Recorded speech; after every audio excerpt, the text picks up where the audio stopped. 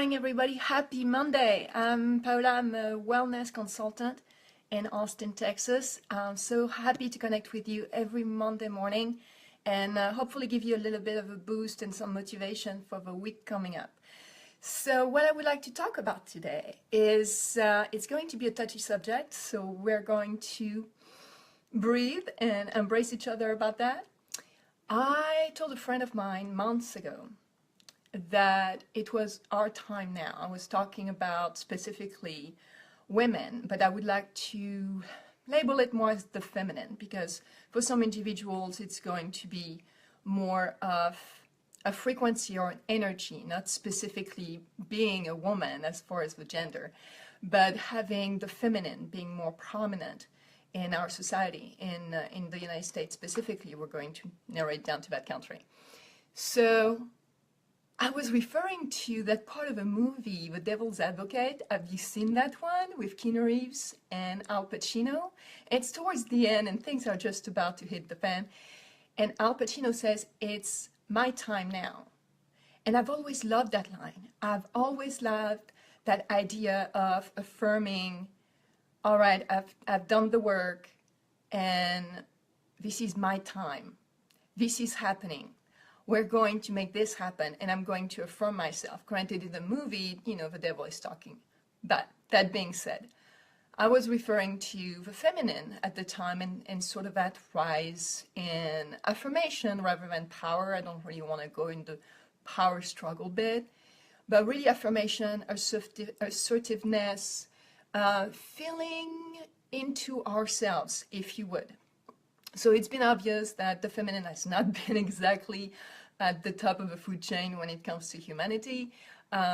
We would like to think that the United States are a little bit more embracing when it comes to that. The fact of the matter is, there are a lot of examples that show that, no, we're not there. And I started to feel that a few months ago, things started to really aim in a direction of, yeah, I think women are waking up and they are growing teeth. So what I'm seeing now, since November, for other reasons, is that rise is becoming exponential, that the feminine is awakening in a way that is maybe a little bit more aggressive and assertive, and we use a lot of nonviolent communication. I implement it in my practice. We implement it in tango classes very much, and in communication on a daily basis.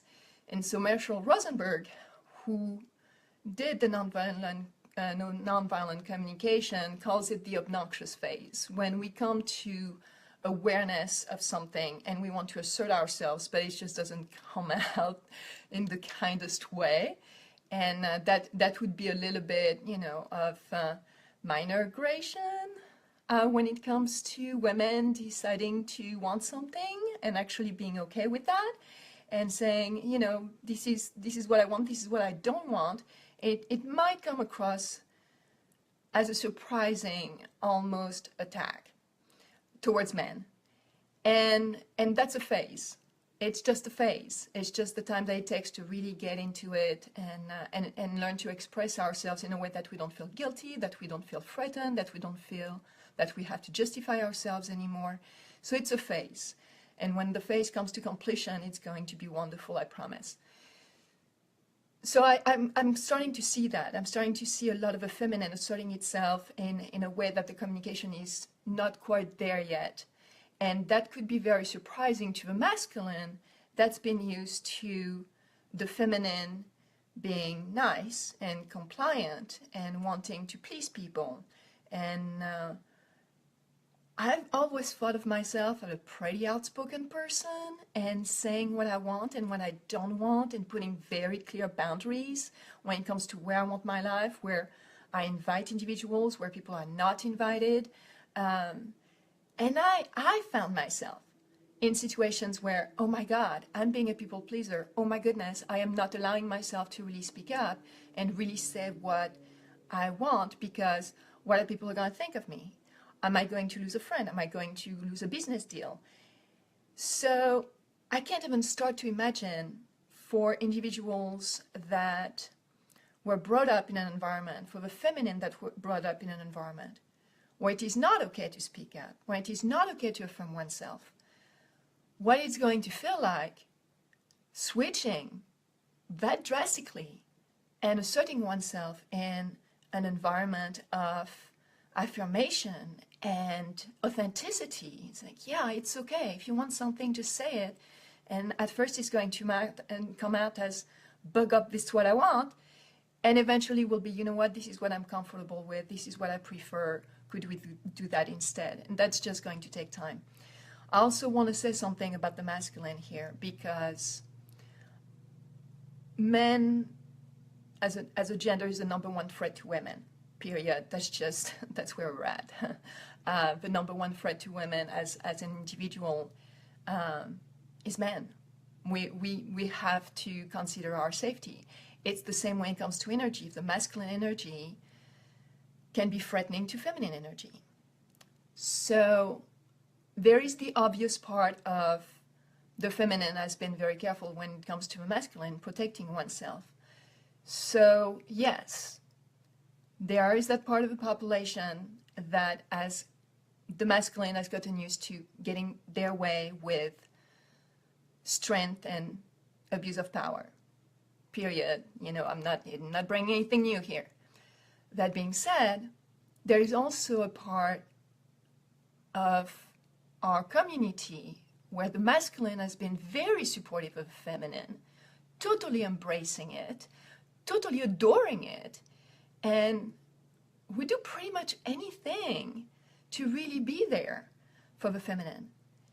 That being said, because the feminine has trained the masculine to get away with certain things, or because the masculine was not being offered a certain vision and not being said what we want, they have sometimes grown in accepting that macroaggressions are okay, not being aware of macroaggressions, not being aware of what they're doing. So again, the supportive masculine, the embracing, loving masculine, is going to come to a shock on some occasions because the feminine did not communicate clearly what we wanted, or even if we thought we were clear, that may not have gone through. Communication is both ways here.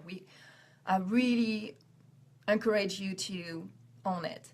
It's not because we say something, especially the same thing 10 times, that it's going to be clearer the 10th time than the first one. We need to check in with each other and make sure we're on the same page. I've always loved hairdressers for that. If we could just do business like hairdressers. Hairdressers sit you down and you have a conversation, and then they reflect back to you. So this is what we want, yes. This is the length we want, yes. This is the color we want, yes. If we all had conversations like that, that would be wonderful. We should just talk like hairdressers. And to make sure that we're both on the same page, we both want the same thing. Because the feminine has not been communicating exactly what we want to be happy, the masculine is not aware.